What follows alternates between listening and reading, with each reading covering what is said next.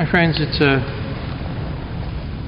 blessing, the pleasure to be able to be with you to celebrate this wedding of James and Taylor, a young couple who have come together in God's love and are coming to the altar of God so that they could profess that love for each other before Him, in their love for Him, and ask Him, who is love, to come down and to join them together in this sacrament of matrimony. That's why we're here. Our first reading and our third reading speak about the fact that God created man and woman, and He created them so that they could have a special partner. And when they come together in the union of the sacrament of matrimony. When they come together as one flesh. Now, what joins them together? Well, that's what the second reading's all about. What joins them together? What unites them in the sacrament of matrimony? You see, every sacrament gives us sanctifying grace. That's grace that makes us happy and holy. Grace that makes us share in the life of God. So every sacrament gives us sanctifying grace, but each sacrament has its own specific sacramental grace. The grace of baptism has the sacramental grace that makes us members of the family of God, brothers and sisters of Jesus Christ. The sacrament of confirmation makes us adult members of the family of God. That sacramental grace makes us adults in the church.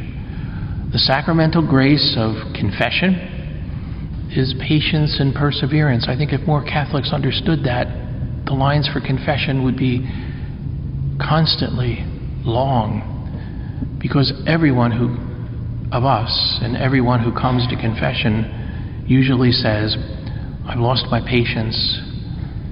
Everyone needs perseverance. And that's where the grace of sacramental patience and perseverance comes. What's the sacramental grace of matrimony? It's the sacramental grace of union. So yes, the sanctifying grace is here. The bride and groom are getting grace that makes them holy. But they're also getting the sacramental grace that unites them together in God. You see, that's what marriage is all about in the sacrament of matrimony. You've got two people, husband and wife, and God joins them together in Himself. In the sacrament of matrimony, the Holy Spirit comes down upon the bride and the groom. The love of God comes down upon the bride and groom, unites them together in a bond which, if it is existing, will never be able to be broken. The bond of marriage. And that's what happens today to this young couple, James and Taylor. God's love brings them together, and they will be united in His love. Now, what do they have to do? What do we all have to do? We have to stay close to God. How do you stay close to God? Through your prayer, through your good works, following in the example of Jesus, but most especially through your sacraments, and of all the sacraments, Holy Eucharist, because that's where Jesus comes into us. That's where the Spirit of God becomes more and more part of us. So that if we come and allow ourselves to have the presence of the Holy Spirit within us, then we're able to accomplish the work that God has given us. Bride and groom united in God, in His love. St. John tells us the essence of God is love in his first epistle. The essence of God is love. So when we're talking about Christian love, we're not talking about some passion. We're not talking about some emotion like people of the 20th century always focus on. We're talking about something deeper than that, something richer than that. We're talking about the essence of God. Oh, passion and emotion is a piece of it, but it's only a piece. It's that essence of God, the love of God, that is coming down upon our bride and groom today, and will unite them.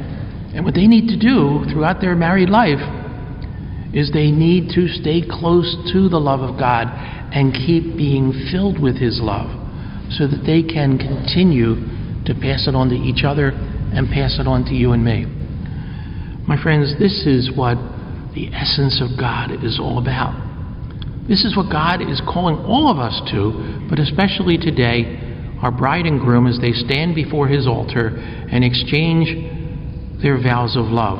Not vows of emotion or vows of passion, but vows of love, biblical love, the essence of God. My friends, if they do that, and they will, and if we live in such a way, and I hope we will, then it goes on and it says, then we will be able to bear all things. Why? Because we have God with us in a very special way. Then we'll be able to believe all things. Why? Because we have Him as the source of our life. We will be able to hope for all things, and we will be able to endure all things. Because, he sends his statement, because that essence of God, that biblical love never fails. Why? Because it's God. And so today, as we gather together in just a minute or two and witness our bride and groom exchange their vows of love, we ask God to come down upon them in a very, very special way. And we ask Him to help them to grow in their relationship with Him so that they can be filled with His love, so that they can give that love to each other for the rest of their lives together. And not only them, not only that they be able to love in the true understanding of love, but my friends, that you and I, all of us, will come to a better understanding of what God is calling us to and what we're trying to live out as followers of Jesus, as Catholic Christians.